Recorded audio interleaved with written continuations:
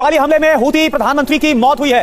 Houthi प्रधानमंत्री अहमद अल रहावी की मौत हो गई इजराइल के हमले में प्रधानमंत्री समेत 10 मंत्री भी मारे गए। हूती प्रधानमंत्री की बैठक के दौरान यह अटैक हुआ। ये देखिए आप, जिस दौरान यह हमला हुआ और जिस हमले में हूती प्रधानमंत्री की मौत हुई है और साथ साथ 10 और मंत्री भी मारे गए हैं, उस मंत्री भी मारे गए और इस लिहाज से इजराइल का अभी तक का सबसे घातक और विध्वंसक अटैक जो कि हूती विद्रोहियों के खिलाफ किया गया और इसमें सबसे बड़ा नुकसान अभी तक का उठाना पड़ा है हूती विद्रोहियों को, जिसमें हूती प्रधानमंत्री अहमद अल कैबिनेट मंत्री मारे गए हैं, कई काफी बुरी तरह से जख्मी हो गए, घायल हुए हैं। जब हूती प्रधानमंत्री अपने मंत्रियों के साथ बैठक कर रहे थे उस दौरान यह अटैक हुआ। इस हमले में 2 डिप्टी पीएम विदेश मंत्री भी मारे गए हैं और इस हमले के बाद अब इस बात की आशंका जाहिर की जा रही है कि हूती विद्रोहियों की तरफ से कोई बहुत बड़ा कदम अब इजराइल के खिलाफ उठाया जा सकता है। हूती विद्रोही और ज्यादा इजराइल के खिलाफ आक्रामक हो सकते हैं। तो ये उस हमले की तस्वीर है जो इस वक्त हम आपको दिखा रहे हैं। जब हूती प्रधानमंत्री अपने मंत्रियों के साथ बैठक कर रहे थे, चर्चा कर रहे थे, उसी दौरान इमारत पर यह अटैक होता है और उस हमले की तस्वीर आपके सामने देखिए। आग का कैसे एक बड़ा गोला, एक बड़ा मशरूम बनता हुआ आसमान की तरफ नजर आता है। तस्वीर आपके सामने है हूती प्रधानमंत्री जिनकी मौत हुई और साथ साथ 2 डिप्टी पीएम भी मारे गए हैं। यानी कि हूती विद्रोहियों के जो टॉप लीडरशिप है, जो उनके शासक हैं, वो इसमें खत्म हुए हैं, उनकी मौत हुई है।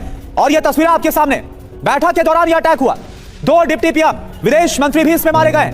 तो इजराइल की तरफ से यह बड़ा हमला और इस हमले में हूती प्रधानमंत्री की बैठक के दौरान मौत हो गई। इजराइल के एयर स्ट्राइक में हूती पीएम समेत 10 मंत्री मारे गए हैं और इसमें 2 डिप्टी पीएम भी शामिल हैं। सवाल ये उठता है कि हूती अब इसके बाद क्या कदम उठाएंगे। मनीष इस वक्त हमारे साथ लाइव जुड़े हुए हैं। मनीष, हालांकि इस वक्त आप अभी ध्यानचंद में मौजूद है जहां से एससीओ की हर एक अपडेट आपसे हम लेंगे, लेकिन यह बहुत बड़ा हमला हाल फिलहाल का इजराइल का, क्योंकि सबसे बड़ा नुकसान उठाना पड़ा है हूती प्रधानमंत्री की मौत। क्या जानकारी?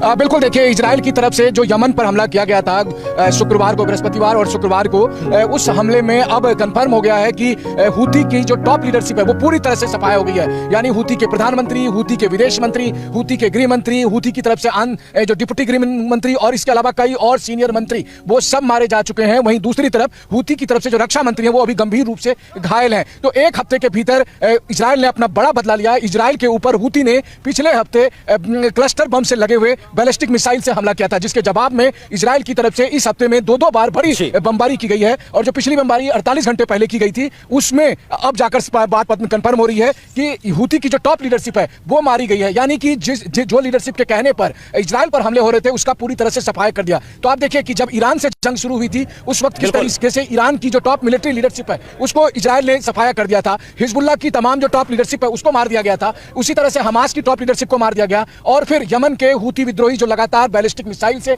इजराइल पर अटैक कर रहे थे, तो इजराइल ने उस टॉप लीडरशिप का ही सफाया कर दिया ताकि वो इजराइल पर हमला करने का दुस्साहस न कर सके। और ये इजराइल ने कर दिखाया। 2000 किलोमीटर दूर से लगातार इजराइल और हूती के बीच में अक्टूबर 2023 के बाद से जंग चल रही थी और आखिरकार इजराइल को लगा कि अब समय आ गया है कि हूती की लीडरशिप को खत्म करना होगा, तभी यमन से इजराइल पर हमले रुकेंगे। और आईडीएफ की तरफ से बड़ी कार्रवाई की गई और जिसका परिणाम है कि अब खबर आ रही है कि यमन में कि हूती की जो टॉप लीडरशिप है वो खत्म हो जाए। देखिए, हम अपने दर्शकों को बता दें कि यमन की सरकार अलग है और हूती विद्रोहियों का जो संगठन है वो ठीक उसी तरह है जैसे लेबनान की सरकार अलग थी और हिजबुल्लाह की टॉप लीडरशिप अलग थी, उसी तरह यमन में चल रहा था। अब क्या पता, हो सकता है यमन की सरकार अंदर खाने इस बात से खुश हो रही होगी कि चलो हूतियों से, जैसे हूती विद्रोहियों से उनका छुटकारा मिला। लेकिन अभी फिलहाल यही है कि इजराइल के सामने जो सबसे बड़ी चुनौती साबित हो रही थी पिछले 2 साल से, हूती विद्रोहियों के संगठन में जितनी भी टॉप लीडरशिप थी उनको इजराइल ने मार गिराया है। और इसमें वहां के जो हूती संगठन है उसके प्रधानमंत्री, अब आप सोचिए कि सरकार के भीतर कैसे सरकार बनी हुई थी। यमन की सरकार अलग है, हूती की जो टॉप लीडरशिप थी उसने अपने टॉप लीडरशिप को प्रधानमंत्री, रक्षा मंत्री, वित्त मंत्री, विदेश मंत्री के तौर पर डेजिग्नेट कर रखा था। लेकिन आखिरकार इजरायली हमले में वो सारी टॉप लीडरशिप मारी गई है।